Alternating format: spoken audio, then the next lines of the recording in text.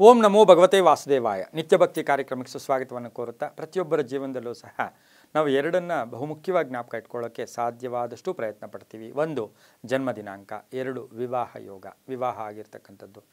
ಅದ್ರ ಜೊತೆಗೆ ಸಾಕಷ್ಟು ಜ್ಞಾಪಕ ಇಟ್ಕೊಳ್ಳೋಕೆ ಹೋಗ್ತೀವಿ. ಉದ್ಯೋಗ ಸಿಕ್ಕಿರೋದಿರ್ಬೋದು, ವಾಹನ ತೊಗೊಂಡಿದ್ದಿರ್ಬೋದು, ಮನೆ ಕಟ್ಟಿದ್ದಿರ್ಬೋದು. ಅದೆಲ್ಲದಕ್ಕಂತ ಹೆಚ್ಚಾಗಿ ಪ್ರಾಶಸ್ತ್ಯ ಕೊಡ್ತಕ್ಕಂಥದ್ದು, ನಾವು ಹೆಮ್ಮೆಯಿಂದ ಹೇಳ್ಕೊಳ್ಳೋದು ಅಥವಾ ಬೇರೆಯವರಿಗೆ ನಾವು ಹೆಮ್ಮೆಯಿಂದ ಹೇಳ್ಕೊಳ್ಳೋದ್ರ ಜೊತೆಗೆ ಏನೋ ಭಗವಂತನಲ್ಲಿ ಆವತ್ತಿನ ದಿವಸ ಭಗವಂತನ ಪ್ರಾರ್ಥನೆಗೆ ಮೊರೆ ಹೋಗ್ತಕ್ಕಂಥದ್ದು ಆ ದಿನವೇ ನಮ್ಮ ಜನ್ಮದಿನ, ಬರ್ತ್ಡೇ ಅಂತ ಕರಿತೀವಿ. ನಾವೆಲ್ಲರಿಗೂ ಹ್ಯಾಪಿ ಬರ್ಡೇ ಅಂತೀವಲ್ವ, ಅದು ಜನ್ಮದಿನದ ಶುಭಾಶಯಗಳು. ಜನ್ಮದಿನವನ್ನು ನಾನಾ ವಿಧವಾಗಿ ನಾವು ಆಚರಣೆಯನ್ನು ಮಾಡ್ಕೋತೀವಿ.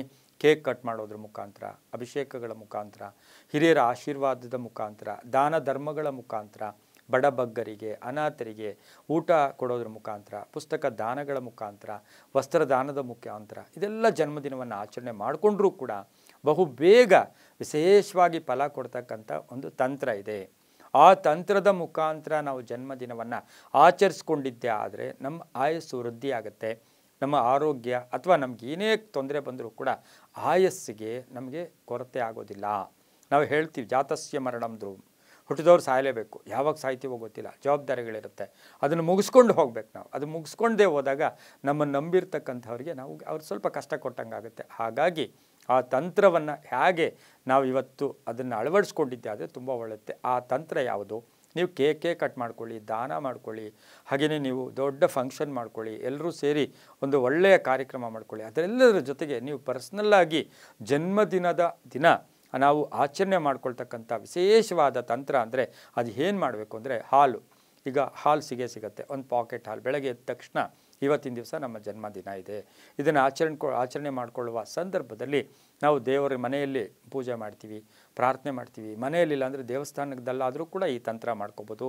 ಹಾಲು ಬೆಲ್ಲ ತಗೊಳ್ಳೋದು, ಒಂದು ವಿಶೇಷವಾದ ಒಂದು ಸ್ಟೀಲ್ ಬಟ್ಲಿರ್ಬೋದು, ಯಾವುದೇ ಇರ್ಬೋದು, ಹೊಸ ಬಟ್ಟಲಿರ್ಬೋದು, ಅಥವಾ ಮಣ್ಣಿನ ಕುಡಿಕೆ ಇರ್ಬೋದು, ಏನೇ ಆಗ್ಬೋದು. ಅದರಲ್ಲಿ ಹಾಲು, ಬೆಲ್ಲ ಮತ್ತು ಕಪ್ಪು ಎಳ್ಳನ್ನು ಅದನ್ನು ಮಿಕ್ಸ್ ಮಾಡೋದು. ಹಾಲು, ಬೆಲ್ಲ, ಕಪ್ಪು ಎಳ್ಳನ್ನು ಮಿಕ್ಸ್ ಮಾಡಿ ಭಗವಂತನಿಗೆ ನೈವೇದ್ಯವಾಗಿ ಇರಿಸಬೇಕು. ಯಾವುದೇ ದೇವಸ್ಥಾನ, ಅದು ಮಡಿಕೆಯಲ್ಲಿ ಮಾಡಿದ್ರೆ ಇನ್ನೂ ಒಳ್ಳೆಯದು.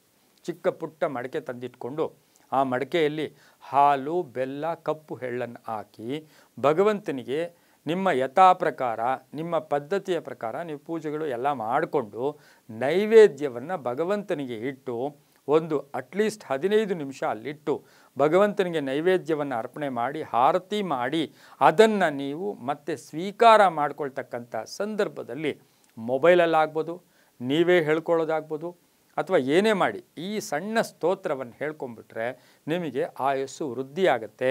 ಏನು ಹಾಲು, ಬೆಲ್ಲ, ಕಪ್ಪು ಎಳ್ಳನ್ನು ಒಂದು ಮಿಕ್ಸ್ ಮಾಡಿ ಅಲ್ಲಿಟ್ಟಾಗ ಆ ಸ್ತೋತ್ರ ಏನಿರುತ್ತೆ ಅಂದರೆ ಅಶ್ವತ್ಥಾಮ ಬಲಿರ್ವ್ಯಾಸ, ಸಪ್ತ ಚಿರಂಜೀವಿ ಸ್ತೋತ್ರ ಇದು. ಅಶ್ವತ್ಥಾಮೋ ಬಲಿರ್ವ್ಯಾಸೋ ಹನುಮಾಂಶ್ಚ ವಿಭೀಷಣಃ ಕೃಪಃ ಪರಶುರಾಮಶ್ಚ ಸಪ್ತೈತೆ ಚಿರಂಜೀವಿನಃ. ಅಶ್ವತ್ಥಾಮ ಬಲಿರ್ವ್ಯಾಸ ಹನುಮಾಂಶ್ಚ ವಿಭೀಷಣಃ ಕೃಪಃ ಪರಶುರಾಮಶ್ಚ ಸಪ್ತೈತೆ ಚಿರಂಜೀವಿನಃ. ಈ ಮಂತ್ರವನ್ನು 3 ಬಾರಿ ಹೇಳಿ ಆ ಪ್ರಸಾದವನ್ನು ತಾವು ತಗೊಂಡು 1-2-3 ದಾನ ಕೊಟ್ಟರೆ ತುಂಬಾ ಒಳ್ಳೆಯದಾಗುತ್ತೆ. ಇದರಿಂದ ನಿಮ್ಮ ಆಯಸ್ಸು ಕೂಡ ವೃದ್ಧಿಯಾಗುತ್ತೆ, ತುಂಬ ಒಳ್ಳೆಯದಾಗುತ್ತೆ. ಸರ್ವೇ ಜನ ಸುಖಿನೋ ಭವಂತು.